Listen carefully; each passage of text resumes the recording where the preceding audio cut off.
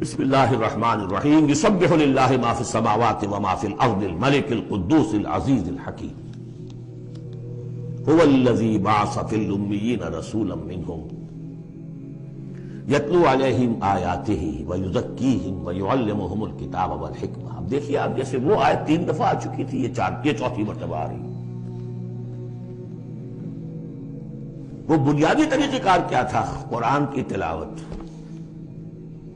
قرآن اس مقناطیس کے مانند تھا کہ جس کے اندر جس کی روح بیدار ہے اس کو کھینچ لے گا۔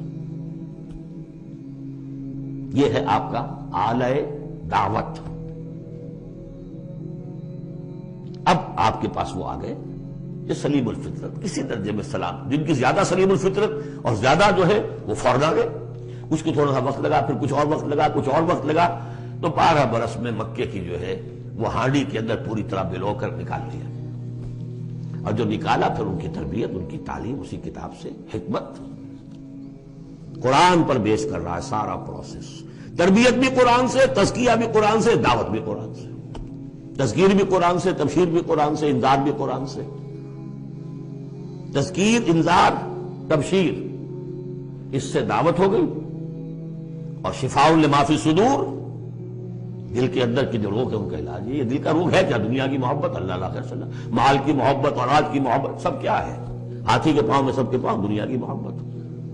یہ قرآن نکال دیتا ہے۔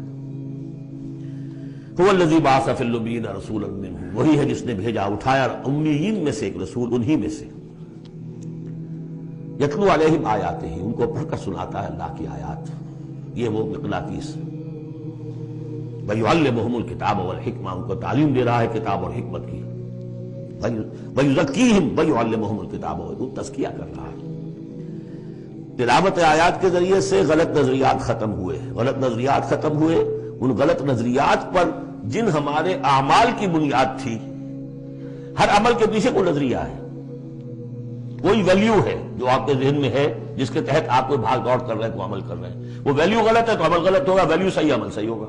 قرآن نے ویلیو آپ کی صحیح کر دی، تو گویا کہ اب یہ برے اعمال، بری عادات، یہ جیسے پت جھڑ میں پتے جھڑ جاتے ہیں، خود ہی جھڑ جائیں گے، کیسے رہیں گے؟ اندر سے غذا ہی نہیں مل رہی، اندر تو جڑ ختم ہو گئی ان کی۔ یہ ہے تزکیہ۔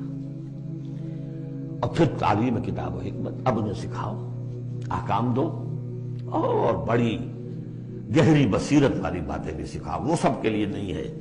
اس کو وہ کہتے ہیں، جیسے کہ ہمارے ہاں عربی مدارس میں بھی اب ہے درج شعبہ تخصص۔ فارغ التحصیل تو تم ہو گئے، تخصص کرو۔ یہ اصل میں تعلیم حکمت جو ہے، یہ محمد رسول اللہ کی تعلیم کا اور تربیت کا شعبہ تخصص ہے۔ یہ سب کے بس کا روگ نہیں ہے۔ وَمَن يُؤْتَ الْحِكْمَةَ فَقَدْ أُوتِيَ خَيْرًا كَثِيرًا يُؤْتِي الْحِكْمَةَ مَن يَشَاءُ وَمَن يُؤْتَ الْحِكْمَةَ فَقَدْ أُوتِيَ خَيْرًا كَثِيرًا۔ یہ اللہ تعالیٰ کسی کو صلاحیت دیتا ہے۔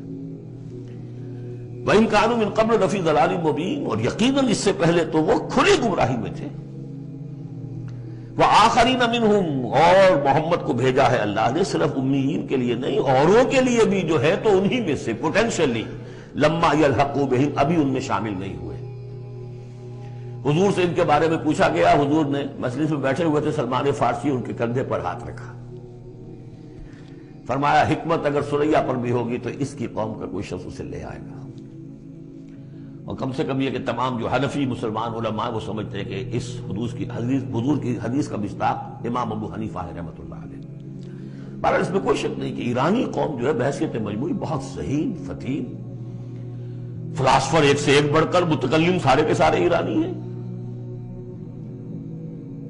یہ ساری چیزیں ان کے ہاں فلسفہ، منطق، دو چیزیں کی گھٹی میں۔ 3 مراکز رہے ہیں دنیا میں فلسفہ اور منطق کے، ہندوستان، ایران، یونان، ٹھیک ہے۔ نمبر 2 پہ جرمنی آ جائے گا، اس لیے کہ وہ بھی ایرینز ہیں۔ یہ ایرینز ہیں، یہ حام کی نسل ہے میری تحقیق کے مطابق۔ اللہ تعالیٰ نے سام کی نسل کو چن لیا نبوت کے لیے، حام کی نسل کو چن لیا حکمت کے لیے۔ یہ میری رائے ہے، یہ صرف میرے اسٹریک تھاٹس ہیں، یہ کوئی یوں نہ سمجھیے۔ لیکن بہرحال میں اب آخری جو چیزیں بھی میرے پاس ہیں وہ بھی میں آپ کو اس دورہ ترجمہ قرآن میں دے رہا ہوں۔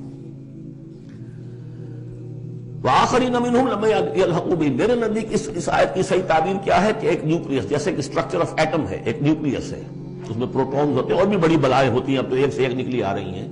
جب ہم نے فزکس پڑھی تھی تب یہ تھا کہ ایک نیوکلیس ہے، اس میں پروٹونز ہیں، پازیٹو چارج ہے، اور پھر یہ ادھر جو ہے وہ اب جو الیکٹرانز چل رہے ہیں دائرے میں، بڑا ایٹم جو ہے وہ بہت سے دائروں میں۔ تو نیوکلیس اس امت کا امیین بنو اسماعیل اور ان کے تابع اہل عرب مشرکین، یہ نیوکلیس۔ پھر سب سے پہلے ایرانی آ گئے، پہلا جو ہے نیوٹرون الیکٹران ایرانیوں کا ہے۔ پھر رومی آ گئے، کچھ آ گئے، ادھر سے کچھ قبطی آ گئے ایجپشنز، ادھر سے آگے آپ بڑھے تو ہندی آ گئے، سندھی آ گئے، پہلے سندھی آئے پھر ہندی آئے، یہ سب ہیں اب مختلف دائرے، یہ بڑھتا جا رہا ہے۔ لیکن نیوکلیس امیین اور باقی سب آخرین۔ امیین میں سے چونکہ خود حضور تھے لہذا ان پر اتمام حجت آخری درجے میں ہو گئی، لہذا ان کے لیے کوئی رعایت نہیں تھی، اگر ایمان نہیں لائیں گے تو قتل کر دیا جائے۔ یہ سورہ توبہ میں ہم پڑھ چکے ہیں۔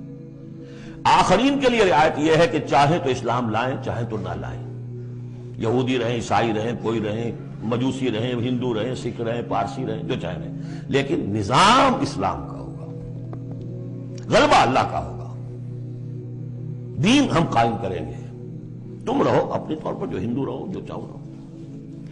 وآخرین منہم لما یلحقوا بہم وہو العزیز الحکیم، اور وہ عزیز ہے اور حکیم ہے۔ ذالک فضل اللہ یؤتیہ من یشاء، یہ اللہ کا فضل ہے، وہ دیتا ہے جسے چاہتا ہے، اللہ کا فضل ہے۔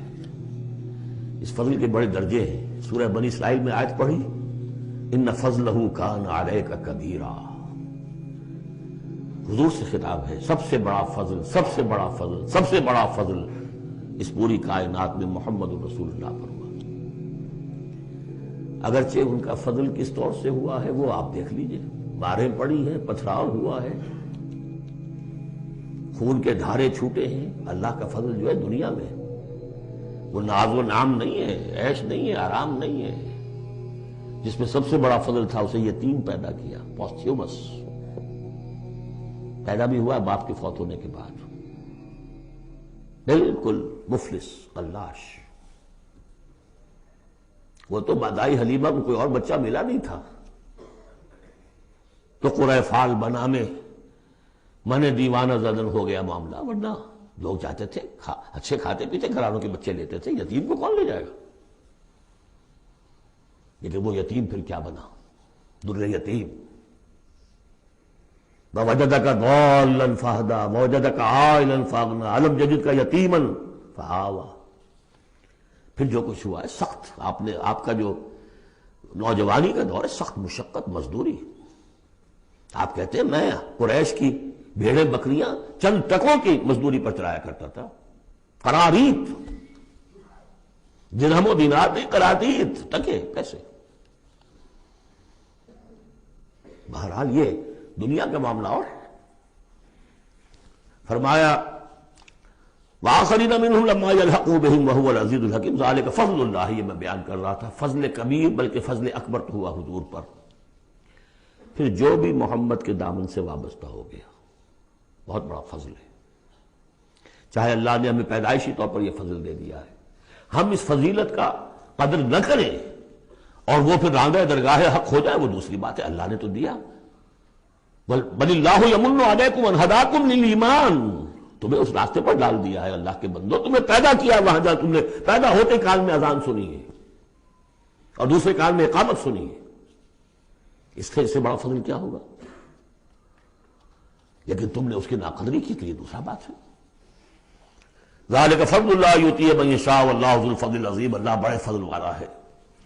لیکن یہ کہ اب یہ جو پروسیس تھا، جو محمد رسول اللہ کا اعلی انقلاب تھا، قرآن، اب محمد تو جا رہے ہیں صلی اللہ علیہ وسلم، یہ پروسیس آگے کون جاری رکھے گا؟ نبی تو کوئی آنا نہیں۔ لہذا حضور نے کہا خطبہ حجۃ الوداع میں، قد ترکت فیکم ما ان تمسکتم بہ او اعتصمتم بہ لن تضلوا ابدا کتاب اللہ،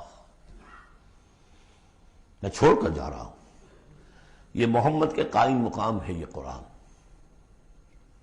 یہ عصائے موسیٰ سے 100 گنا بڑا معجزہ ہے، عصائے موسیٰ صرف موسیٰ کے ہاتھ میں تھا تو معجزہ تھا، بعد میں تو وہ لٹھیا کی لٹھیا ہے، اور کیا ہے، پڑا ہوگا کسی ٹرنک کے اندر، شاید ہو اب بھی، جیسے کہ کہتے ہیں یہودی ہے لاٹھی ہے، اب وہ سانپ تو نہیں بنے گا کسی کے لیے۔ یہ معجزہ ہے جو ہر ایک کے ہاتھ میں آ سکتا ہے، بشرطے کہ اس کا حق پہچانے، اس کا حق ادا کرے، اس کی قدر و قیمت کو جانے۔ أَفَبِهَذَا الْحَدِيثِ أَنْتُمْ مُدْهِنُونَ وَتَجْعَلُونَ رِزْقَكُمْ أَنَّكُمْ تُكَذِّبُونَ، اس کے ساتھ تمہارا یہ معاملہ ہے، یہ مداہنت ہے۔ دنیا بھر کی زبانیں سیکھ لو، دنیا بھر کے علوم سیکھ لو، اتنی عربی نہیں کہ قرآن مجید کو براہ راست سمجھ سکو۔ اور اگر یہ قرآن تمہیں پوزیس کر لے گا تو خدا کی قسم کھا کر کہتا ہوں کہ کسی اور کام میں دل نہیں لگے گا آپ کا۔ یہ کیا کام ہے؟ گز گز گز گز گز کر کے تنخواہ ہو گئی 30,000 40,000 50,000 تنخواہ لے کے آ گئے، بس یہی ہے۔ Were you created for that؟ ابراہیم بن ادم کا آپ نے سنا ہوگا نام، بادشاہ تھے کسی علاقے کے، شکار پر گئے ہوئے تھے تو وہاں کہیں آواز انہیں سنائی دی، کسی فرشتے کی تھی یا یہ کہ خود ان کے اپنے دل کی آواز تھی، یا ابراہیم لہذا خلقت ام لہذا امرت، اے ابراہیم سوچو، کیا اس کام کے لیے تمہیں پیدا کیا گیا تھا؟ کیا تم اس کام کے لیے پیدا کیے گئے تھے اور تمہیں اس کام کا حکم ہوا تھا شکار کھیلو جا کر؟ بس وہی سے کایا پلٹ ہوئی۔ تو سوچنے کی بات ہے۔ اب ترتیب بتا رہا تھا اصل میں، ورنہ بات لمبی ہو جائے گی، کہ اب یہ قرآن کے بارے میں تمہارا طرز عمل کیا ہوگا۔ تصویر دکھائی جا رہی ہے، پھر سابقہ امت کی، انہیں بھی ہم نے دی تھی کتاب تورات۔